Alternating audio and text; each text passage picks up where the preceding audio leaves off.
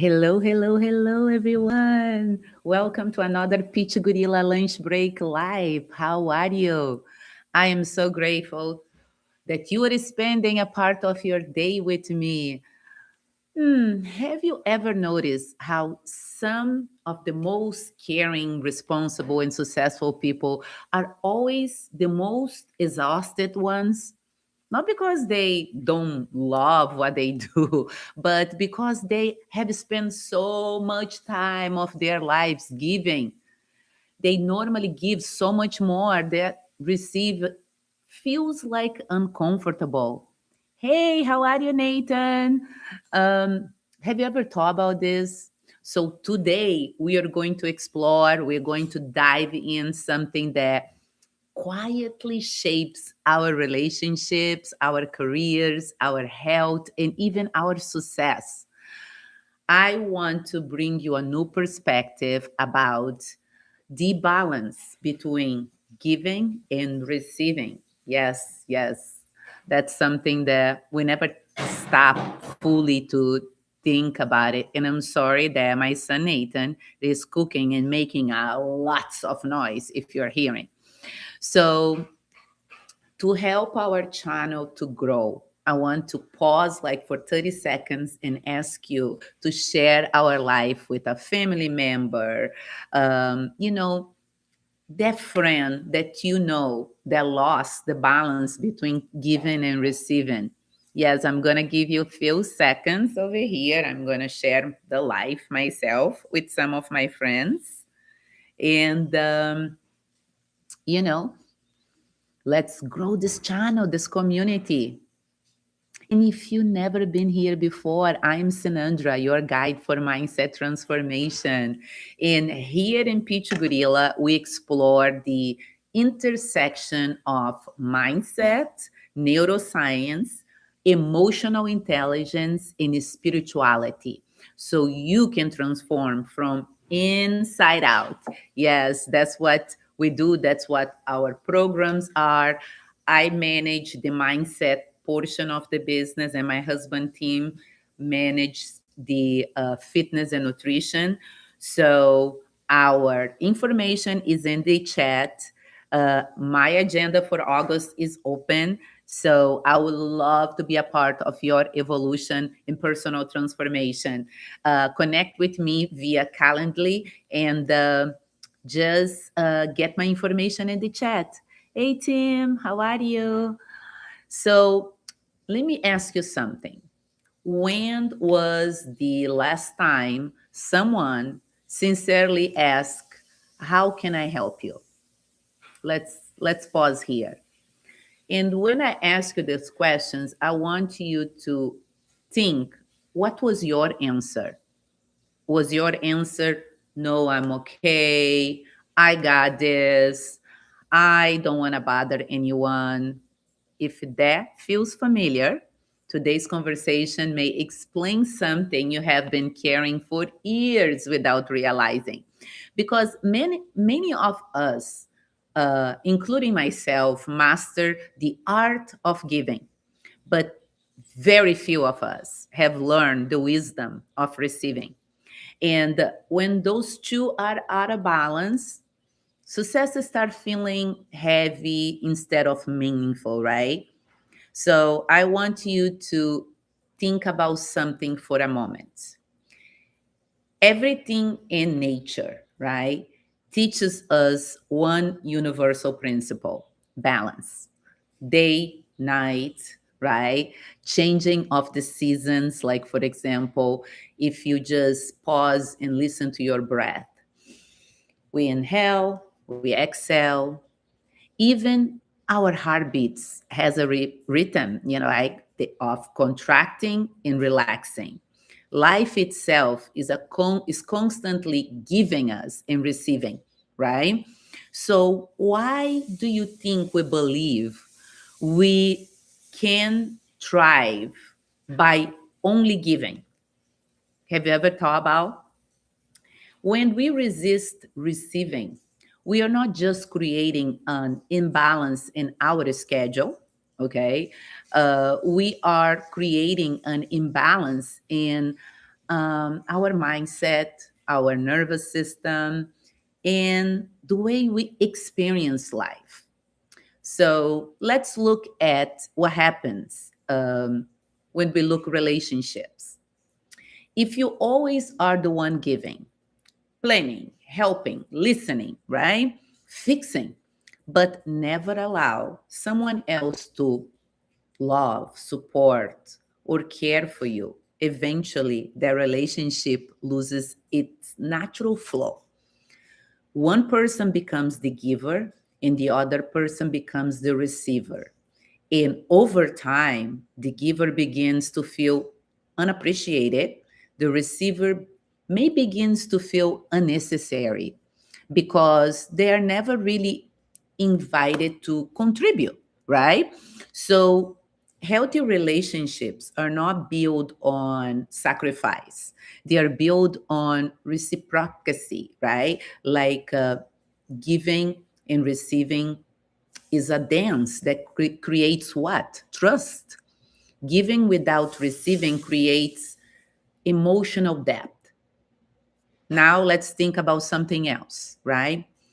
I want you to think about something for just 1 minute. Think of it, stay here with me. When people describe you, what do you think they would say about you? He is always there. She is always there. He is the reliable one, the strong one, the one who always like figured everything out. I want you to type on the chat, what do you think someone would say about you? Now, here is the real question. If those labels disappear tomorrow, okay, who would you believe you are? Sometimes we become so attached to being needed that we forget our worth. And really, our worth is simply because we exist. Sometimes we totally lose connection with that. Um, I have a story to tell you. A few months ago, one of my mindset coaching clients, let me see how I can call her for privacy. Let's call her Sarah. She came to me completely exhausted. On paper, she looked successful. She had a great corporate career, a beautiful family, and everyone around her admired how dependable she was. But inside, she admitted something to me that she never said out loud to anybody. It was, Sinandra, I remember she said, like, I feel guilty every time someone offers to help. I don't even know how to receive anymore. And during our time, during our my 14 weeks 101 coaching, we worked together. We discovered something really powerful for Sarah. She was not just overworking. She had built her entire identity around being the one who carry everyone else. I have some family members right now that does the same thing. If she wasn't solving problems, she was helping. Or if she wasn't sacrificing, she questioned really her value, you know. So through the mindset work, we did work together. She begins like challenge those beliefs, and instead of automatically saying yes, she started asking herself, do I actually have the emotional capacity for this? She began accepting help from at home, like her husband, instead of insisting she could do everything herself. She stopped apologizing for taking time to rest, for example. And this is very relevant to mothers and women in the workforce. She even learned something as simple but surprisingly difficult as accepting a compliment um, by just saying thank you. A few weeks into the program, she told me something that I will never forget. She said, Nothing around me changed overnight during this last 3 weeks, but everything inside of me did change. I no longer feel like I'm surviving my own life. Ironically, once she stopped living from exhaustion, she became a better leader at work, a more present mother, and her marriage became stronger because she finally allowed herself to be supported. And that is the power of balance in our lives. Um, Sometimes the breakthrough is not really learning how to give more, but it is finally believing you are a word you are worthy of receiving, right? So I want you to sink in with this example of my client, and now I want to just transition to, if we think about, many people were always giving like a badge of honor, right? We all did that, especially mothers, especially wives, leaders, more female than male leaders. I can tell you this from my personal experience working with those outstanding people. But I work in corporate America. I have a day job in an outstanding cybersecurity company. uh, when I look at that, especially those working in corporate America, we use the badge of giving, collaborating. It's like we praise for being dependable. If you are a mom listening right now, I want to challenge one belief, okay? Imagine your daughter grows up doing exactly what she watches you do, never resting, never asking for help, always putting herself last. Would that make you proud, or would that break your heart? Because children do not become what we tell them, right? They become what they consistently model. This is something to reflect on. As I want you to reflect at what is your model right now for your children as a mother, as you go through today, as you go through your weekend. And now let's bring to into our corporate America. Have you ever been the person who is the volunteer for every project? Answer emails at night, late at night. Like sometimes I answer emails at 2 in the morning, and never say no. Have you ever become that person? Was that person? Are you becoming that person? Have you ever been the person that covers everyone else's work? Because eventually people begin expecting it, not because they're bad people, but because you and I train them. Then one day, you and I feel invisible, overworked, burnout, resentful. And here is what is interesting.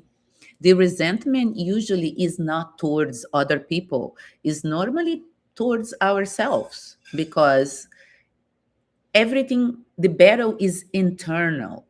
I am doing all of these things.